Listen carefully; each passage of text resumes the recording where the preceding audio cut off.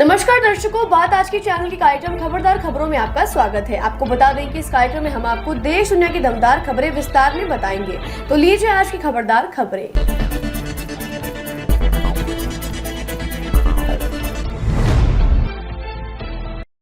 महाराष्ट्र के राजकोट जिले में पिछले महीने छत्रपति शिवाजी महाराज की प्रतिमा ढहने की घटना के मामले में वांछित मूर्तिकार ठेकेदार जयदीप आपटे को कल बुधवार देर रात ठाणे जिले के कल्याण से गिरफ्तार कर लिया गया है।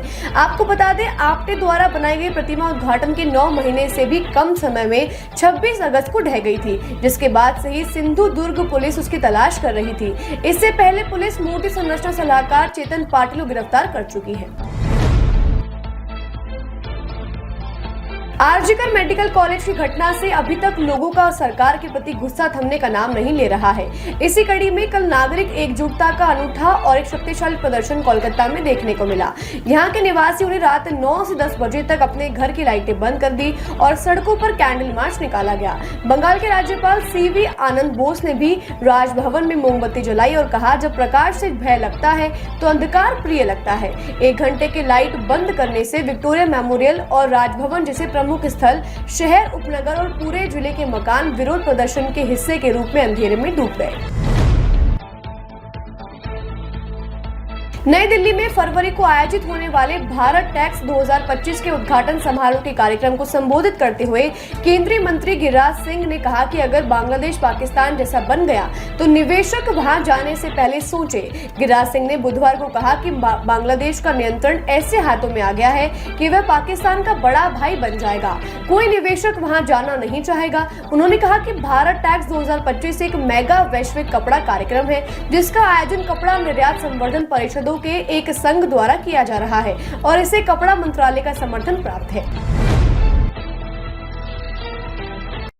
राहुल गांधी और खड़गे ने आज महाराष्ट्र पहुंचकर सबसे पहले नया गांव में दिवंगत कांग्रेसी नेता वसंत राव चौहान के परिजनों से मुलाकात कर चौहान के निधन पर शोक व्यक्त किया।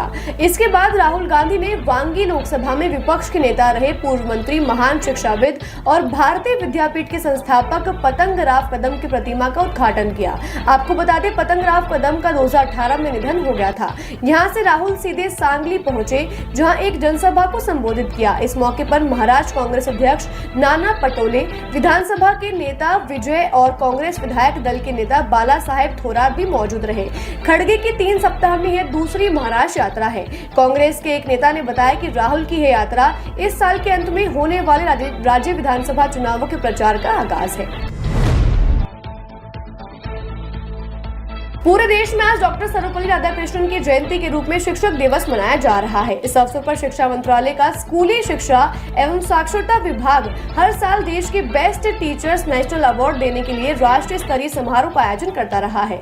इसी कड़ी में आज राष्ट्रपति भवन में राष्ट्रपति द्रौपदी मुर्मू ने विभिन्न राज्यों और केंद्र शासित प्रदेशों से चुने गए सर्वश्रेष्ठ 50 शिक्षकों को विज्ञान भवन में पुरस्कृत किया, जिनमें 34 पुरुष शिक्षक और 16 महिला शिक्षक शामिल थी। साथ ही 2 दिव्यांग शिक्षक और एक ऐसे शिक्षक शामिल रहे जो विशेष आवश्यकता वाले बच्चों के साथ काम करते हैं।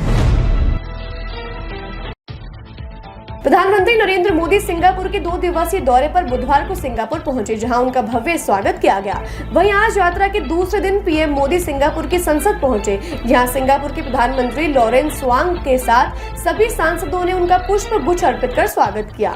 मोदी के साथ विदेश मंत्री जयशंकर, राष्ट्रीय सुरक्षा सलाहकार अजीत डोभाल और अन्य वरिष्ठ अधिकारी भी साथ गए हैं। प्रधानमंत्री मोदी और सिंगापुर के उनके समकक्ष लॉरेंस उनकी मौजूदगी में दोनों देशों के बीच कई समझौते हुए, जिनमें मुख्य रूप से सेमीकंडक्टर को लेकर एक अहम समझौता शामिल है। साथ ही digital technology, health and medicine, education, corporation एवं स्किल डेवलपमेंट जैसे कई समझौते पर हस्ताक्षर किए गए।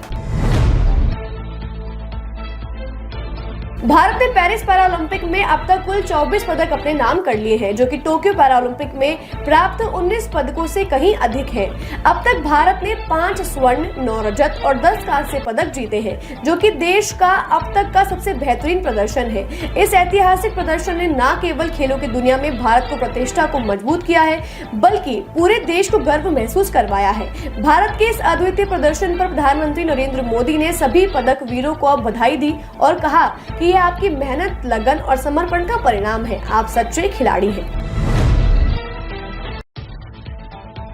उत्तर प्रदेश के सुल्तानपुर में आज गुरुवार की सुबह 1 लाख रुपए का फरार इनामी बदमाश एसटीएफ के साथ मुठभेड़ में ढेर हो गया।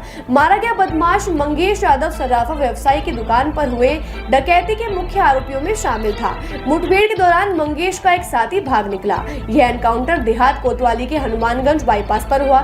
दरअसल बीते 28 अगस्त को सुल्तानपुर शहर के चौक क्षेत्र के ठटेरी बाजार में भारत जी सराफा के यहाँ दिन दहाड़े करोड़ों की लूट हुई थी, जिसे मंगेश ने अंजाम दिया था। वहीं विपक्ष ने इस एनकाउंटर पर सवाल खड़े करते हुए कहा कि आरोपी को जिंदा भी पकड़ा जा सकता था, लेकिन उत्तर प्रदेश सरकार तो अपराधियों की जान लेने पर तुली हुई है। अमेरिका में गन कल्चर लोगों के लिए नासूर बन गया है। दुनिया में सबसे ज्यादा गन लाइसेंस देने वाला अमेरिका अब खुद इस त्रासदी को झेल रहा है। एक शख्स ने जॉर्जिया के स्कूल में गोलीबारी कर 4 लोगों को मौत के घाट उतार दिया है। गोलीबारी करने वाले संदिग्ध को हिरासत में ले लिया गया है। वहीं गोलीबारी में घायल हुए अन्य लोगों को स्थानीय अस्पताल में भर्ती करवाया गया है। फायरिंग के कारणों का अभी तक पता नहीं चल पाया है। जॉर्जिया के गवर्नर ने अपालाचाली हाई स्कूल में हुई इस घटना पर कार्यवाही के लिए अधिकारियों को निर्देश जारी कर दी है।